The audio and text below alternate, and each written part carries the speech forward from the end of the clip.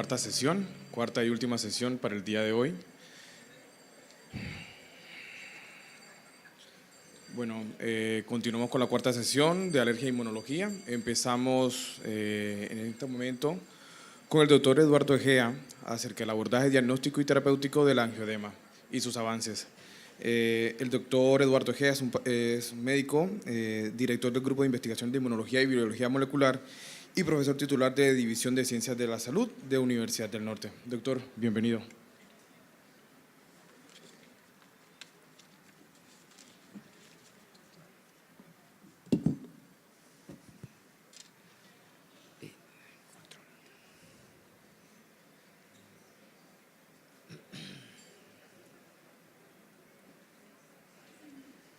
Aquí está.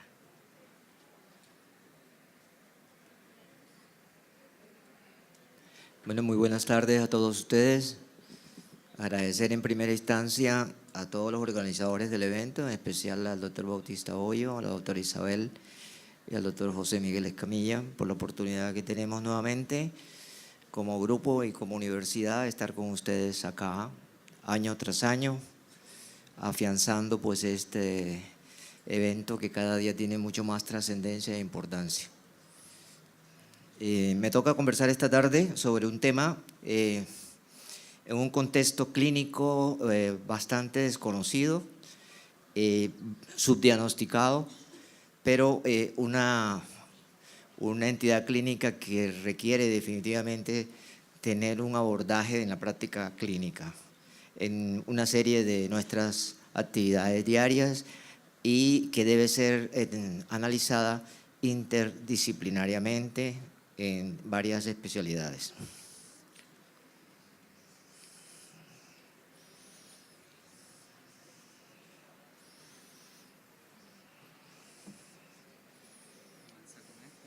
Okay. Bueno, estos son mis conflictos de intereses y la charla que voy a presentar no tiene ningún objetivo de promoción y ningún desarrollo farmacológico. En la tarde de hoy quisiera tocar estos aspectos. En primera instancia, definir y clasificar la entidad, la cual en el momento actual tiene claro pues, varios fenotipos. Definir el edema angioneuriótico hereditario tipo 1 y tipo 2. Volver a tocar el tema de cómo diagnosticar el angioedema desde el punto de vista holístico, terminando también con el angioedema hereditario.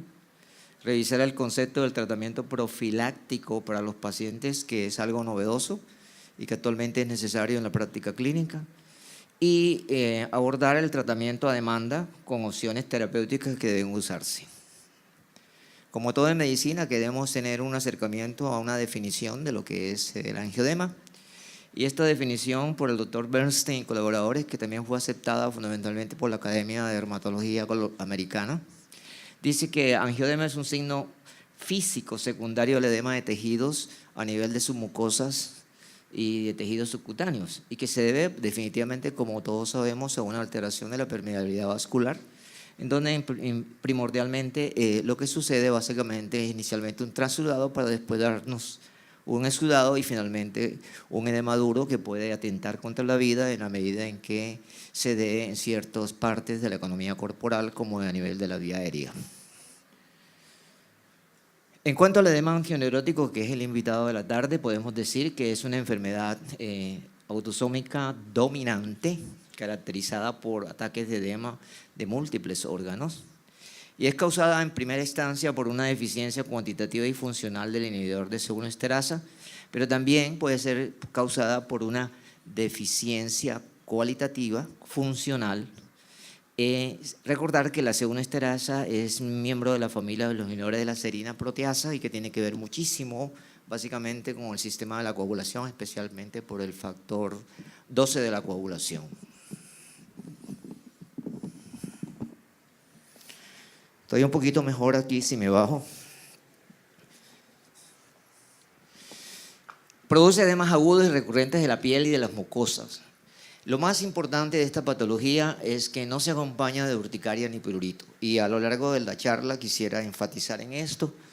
Y que además se caracteriza fundamentalmente porque compromete el tracto gastrointestinal sistema de vías aéreas, básicamente, y otros órganos en donde incluso el cerebro, la vejiga y el riñón forman parte hasta el punto de que puede comportarse con trastornos de comportamiento, de irritabilidad, y algunas veces se puede confundir con patologías asociadas básicamente a inflamación de la circulación del sistema nervioso central.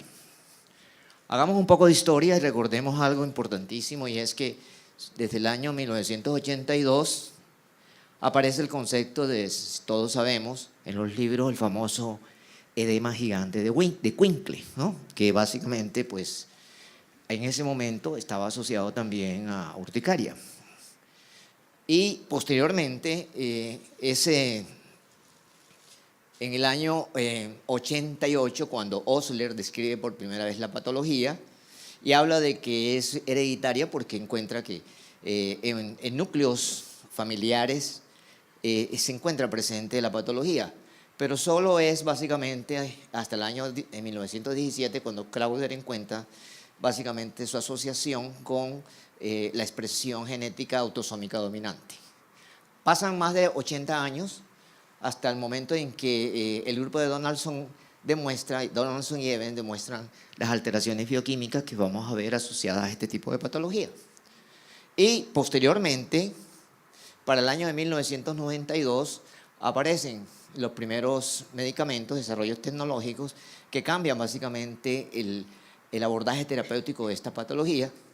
Para el año 2000, hace solamente 18 años, el grupo de Work y colaboradores en Europa demuestra básicamente que además de los angioedemas hereditarios que estaban descritos, había otro tipo que es el tipo 3, que es el que nos está trastornando en el momento actual. La prevalencia de la entidad, hablando de cargas epidemiológicas, no se conoce, ¿no? En el momento actual se plantea que la incidencia podría estar de 1 en 50.000 hasta 1 en 150.000. No hay predominio por sexo y raza, y se estima aproximadamente que en Europa podrían estar entre 10.000 y 50.000 los pacientes, para América del Norte entre 6.600 y 30.000, y la doctora Grumet en Brasil plantea que probablemente nosotros podríamos alcanzar los 10.000. La enfermedad afecta diversos grupos étnicos y representa el 2% de todos los angioedemas que existen. Hablando de carga, este es un trabajo muy interesante, aparece en el JASI en enero de este año, en donde el grupo de Javoy y colaboradores muestra básicamente el costo en Europa, especialmente en Francia. Ustedes ven que el costo para el primer año de la entidad casi alcanza los 18.000 euros y para el segundo año los 17.000 euros, lo cual plantea que realmente tiene un impacto desde el punto de vista salud pública bastante significativo en Latinoamérica, y no existen este tipo de estudios. Clínicamente hablando, en el momento actual podemos decir que existen 3 tipos de edema angioneurótico hereditario. Está el tipo 1, tipo 2 y tipo 3. Y esta clasificación se hace en relación básicamente con la cuantificación o la evaluación de la función del inhibidor de C1 esterasa. El tipo 1 se asocia fundamentalmente a una deficiencia cuantitativa del inhibidor de C1 esterasa SEICA. El tipo 2 se asocia con una disminución de función inhibidora, y el tipo 3 está básicamente caracterizado porque los niveles cuantitativos de C1 son normales y su función son normales. Los últimos estudios dicen que este tipo 3 podría estar asociado a el impacto que el estrógeno tendría fundamentalmente sobre los sistemas que están involucrados aquí, que en particular son los sistemas de la calicreína y la bradiquinina, pero también sobre algunos aspectos caracterizados por alteración del sistema complemento y del sistema de contacto, como lo vamos a ver ahorita, ¿no? Del sistema de la coagulación. Pero también hoy en día está este subgrupo clínico, este fenotipo, que se sabe que está asociado a una mutación del factor 12.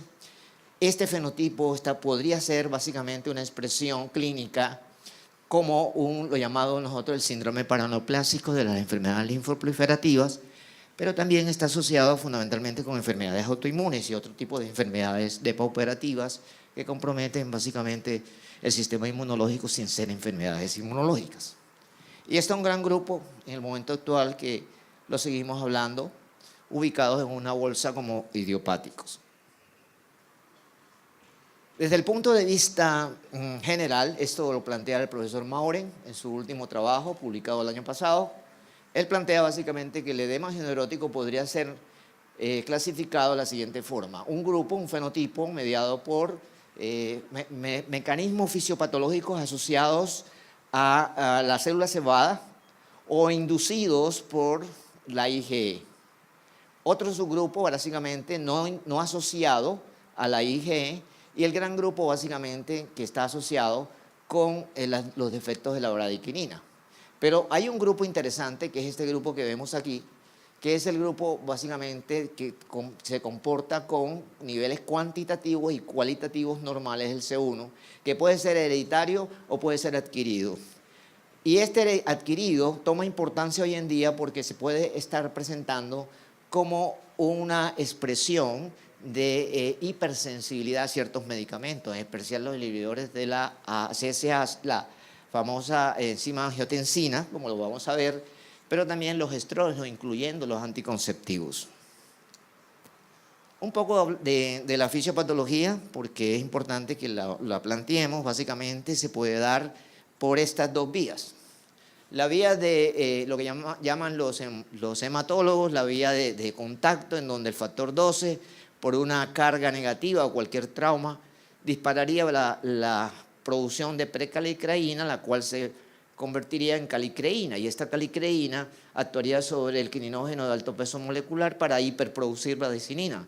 Esta bradykinin, por efectos enzimáticos que no hay tiempo para hablar, haría básicamente la generación de una serie de actividades enzimáticas que permitirían la hiperexpresión de los receptores beta 2 de la misma para producir entonces un incremento de la vasodilatación en el endotelio y la expresión clínica que vemos nosotros del edema duro comprometiendo los tejidos o las mucosas.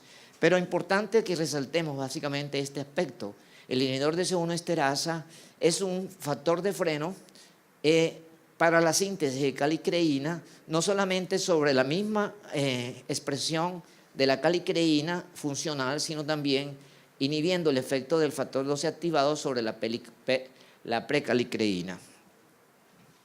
Y esto es lo que se sabe hoy en día como factores que son desencadenantes en una crisis de edema angionerótico hereditario, donde esto juega cada día un papel más importante, la neuropsicoinmunología, los factores de estrés psicológicos, pero también este gran grupo de actividades, de caracterización de factores hormonales, ¿no? Y las infecciones. Rápidamente, para enfocarnos en un algoritmo diagnóstico, por aquello que comentamos de que el sistema complemento está participando en esto a través del inhibidor de C1 esterasa, cuando se activa el complemento, este complemento consume C4. El C4, desde un punto de vista biofeedback, en términos de menos de 5 minutos, vuelve a tener los niveles normales. Pero cuando hay una hiperactivación del mismo, entonces se baja.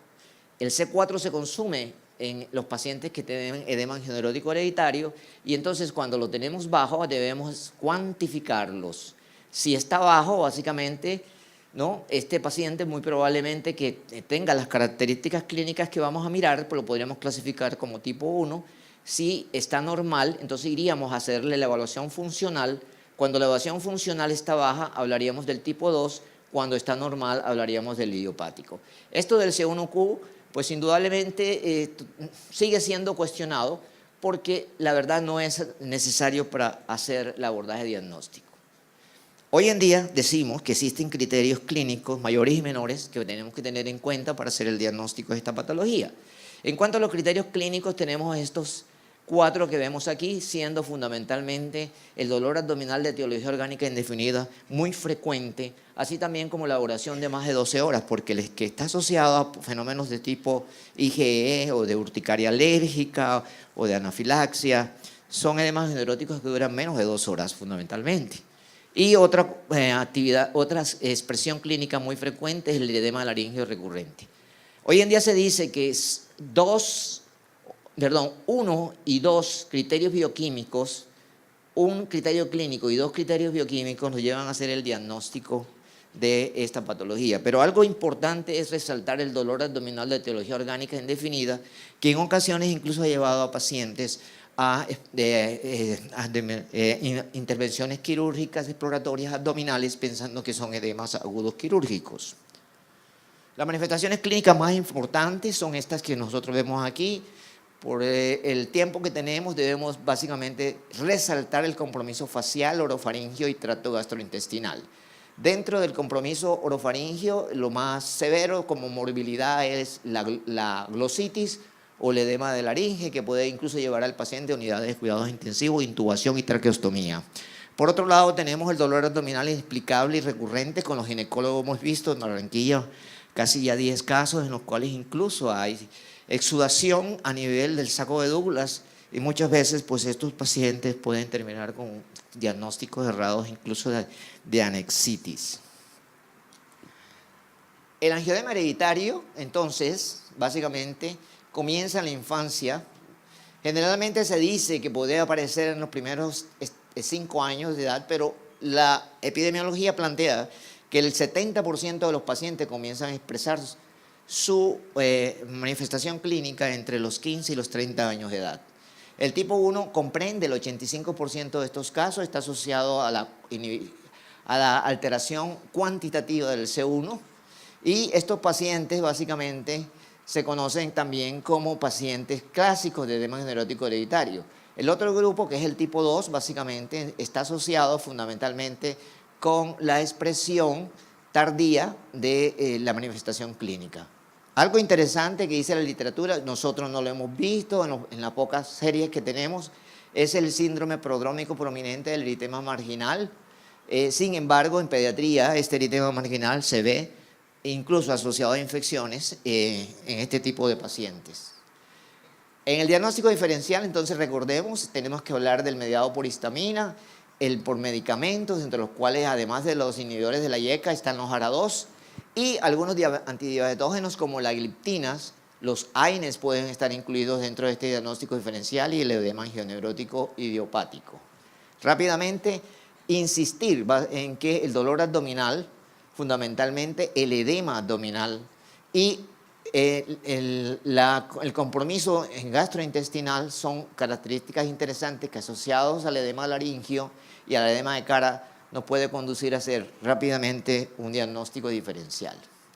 Importante tener en cuenta, porque con los internistas nos hemos dado cuenta y los cardiólogos, que esta es una patología que antes no se tenían presente y que se ve, y es el edema angioneurótico adquirido inducido por la ECA.